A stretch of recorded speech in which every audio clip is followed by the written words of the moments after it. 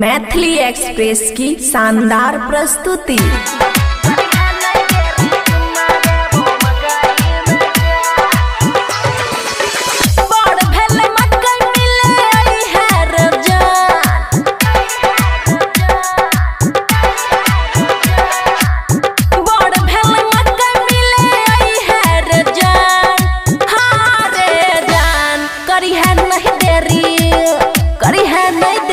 चुम्मा देबो मकई में जा, करी है नहीं देरी चुम्मा देबो मकई में जा।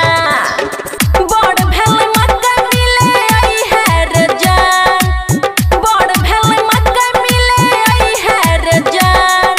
हाँ रे जान, करी है नहीं देरी, करी है नहीं देरी चुम्मा देबो मकई में जा, करी है नहीं देरी चुम्मा देबो मकई में जा। डीजे सुमित सतीश रैमा, डीजे सुमित सतीश रैमा, DJ Sumit Satish mix by Aman अकेला।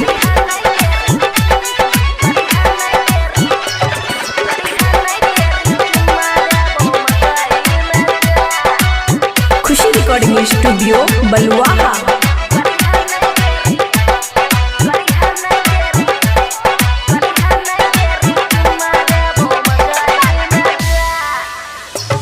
मिलल छौ मौका पूरा रे, आई करी हन कोनो बहाना रे।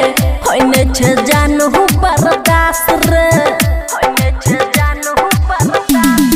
मिलल छै मौका पूरा रे, आई करी हन कोनो बहाना रे। होइने छ जानू बर्दाश्त रे। खेल स्वाद कैसे भुलैबौ रे यार, खेल स्वाद कैसे भुलैबौ रे यार। हाँ रे यार, करी है नहीं देरी, करी है नहीं देरी चुम्मा देबो मकई में यार, करी है नहीं देरी चुम्मा देबो मकई में यार। डीजे सुमित सतीश रैमा, डीजे सुमित सतीश रैमा, डीजे सुमित सतीश रैमा, डीजे सुमित सतीश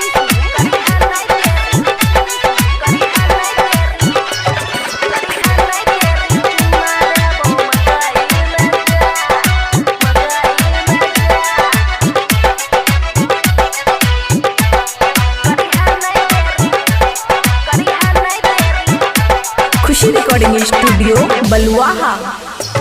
मकई में बिछा के दुपट्टा रे, आखिए तोरा बुट्टा रे। खेली है तू हठावा के खेल रे, रे सुना।